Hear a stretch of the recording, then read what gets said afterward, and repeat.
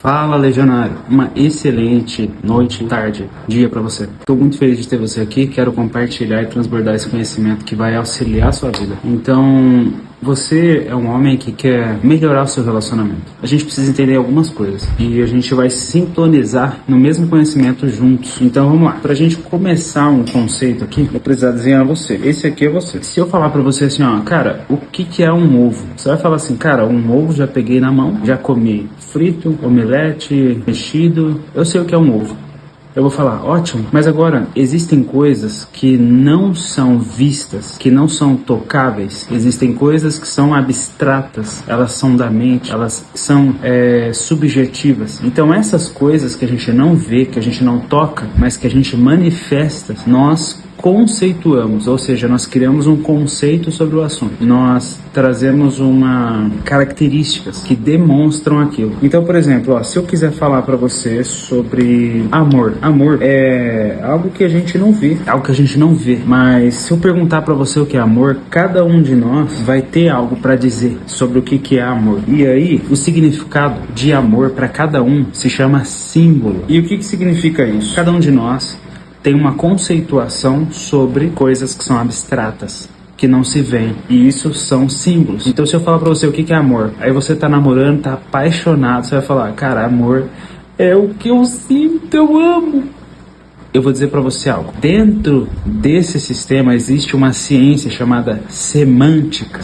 A semântica é um estudo que pega o entendimento pleno e concreto e absoluto sobre as palavras. Então, se eu falar pra você, cara, amor e paixão são diferentes. Com base em quê? Com base na semântica. Com base no que tal fonte me diz. A semântica é um estudo das raízes originais da palavra. Então, através da semântica, você consegue descobrir exatamente o que significa uma coisa, entendeu? Então, se eu falar pra você que existe um significado real e não ideal de amor, eu estou entrando nas raízes da verdadeira palavra, do verdadeiro significado. Então, dito tudo isso aqui, eu quero dizer para você que se a gente pegar 10 homens e colocar em uma sala e perguntar para cada um o que é amor, sem que nenhum possa ouvir o outro, só você possa ouvir, eu sei que você vai ver que cada um deles vai trazer uma característica, mas o real significado eu preciso tirar de uma fonte, eu preciso extrair de uma fonte. E eu quero trazer com você uma fonte que eu uso. Primeira fonte, tá? Primeira fonte, Romanos 5:8. Carta de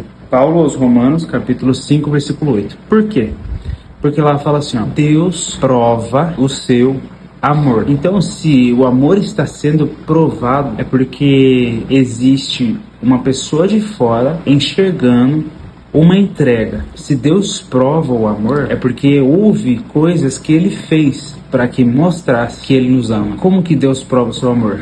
Por uma coisa, pelo fato de ter enviado o seu Filho Jesus para morrer por nós enquanto ainda éramos pecadores.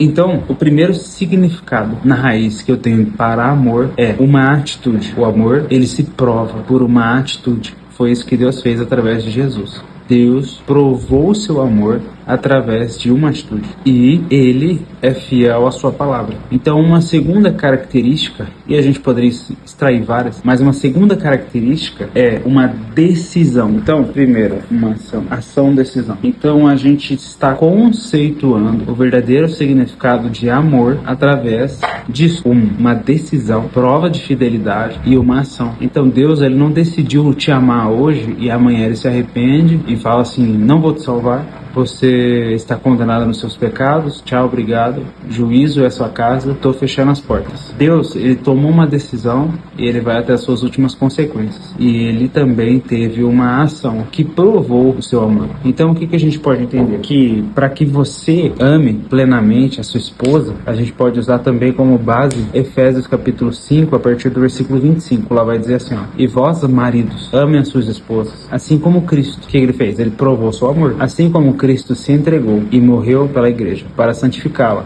para purificá-la pela lavagem através da água, pela palavra, para separá-la santa, imaculada. E então, se Deus fala que nós devemos fazer igual Cristo e se entregar pela esposa, então dá-se a entender que existe no homem uma característica diferente por ser masculino e não feminino. A característica é a mesma de Cristo. Então, se Se Cristo, existe um grande mistério entre a união de Cristo e a igreja, e ele mostrou um exemplo, assim como Paulo diz, se sacrificando. Então eu compreendo pela palavra de Deus que nós devemos, como homens, tomar decisões e ir até suas últimas consequências pelas nossas esposas, e também devemos ter ações que comprovem a nossa decisão. Que ações? Ações que provam o nosso amor. Então não basta ter uma decisão, mas viver no mesmo teto com a esposa como se fosse uma mulher que foi deixada de lado, uma mulher que foi repudiada. Não vale a pena. O homem, ele tem que não só tomar uma decisão, mas ele tem que tomar ações que provam o seu amor. Que tipo de ações? Sacrifícios. Sacrifícios. Se você tem mais capacidade emocional, se sacrifique. Peça perdão. Ah não, mas eu não tô errado. Cara, se for pra gente fazer uma análise clínica da sua vida, você vai ver que você tá muito errado em muita coisa. Só pelo fato, por exemplo, assim, enfim, eu não quero entrar nesses termos, mas se eu e você temos mais força física, e nós também temos, né, uma condição, também temos mais capacidade emocional, por que a gente não usa isso pra edificar a nossa família? O que acontece? A mulher tem capacidade de edificar a casa. O homem tem capacidade de edificar toda a família. A Bíblia fala isso? Não, mas a Bíblia fala que o homem é como um sacrifício em favor da esposa, em favor do corpo, que é a família. Ixi, o negócio é louco, hein? Sabe qual que é a primeira família? Deus, o Espírito Santo, Jesus Cristo. Sabe qual que é a representação dessa trindade perfeita e maravilhosa dentro da sua casa? Você, o seu exército, você e sua esposa, lógico, em uma ponta, o seu exército, que são seus filhos, e o seu patrimônio. Essa é uma representação. Enfim, não é todos que vão compreender isso de primeiro. Mas dentro das atitudes que você pode tomar pela sua esposa, existem ações. Existem as linguagens de amor, que são 5. Dentre essas linguagens de amor, sua esposa, ela gosta de pelo menos umas 2, essencialmente. E aí também tem a linguagem de amor, que é a linguagem de amor de Deus, que ele descreve na palavra, né? Ele diz assim: aquele que guarda os meus mandamentos, aquele que tem os meus mandamentos e os guarda, esse é o que me ama. E se alguém me amar, será amado por meu Pai, e eu também o amarei e me manifestarei a ele. Esse é o trecho de uma música que pega trechos de João, depois do capítulo 15, né? Acho que ele começa a falar, na verdade, capítulo 14, quando ele fala assim: eu sou o caminho, a verdade e a vida, tal, ninguém vê ao Pai senão por mim. E aí ele fala, tem um momento que ele fala isso. Ele fala assim: aquele que tem os meus mandamentos, não sei se é João 17, e os guarda, esse que me ama. Ou seja, a linguagem de amor para Deus é obediência. E a gente poderia destrinchar muito mais esse conteúdo, mas eu quero propor algo para você.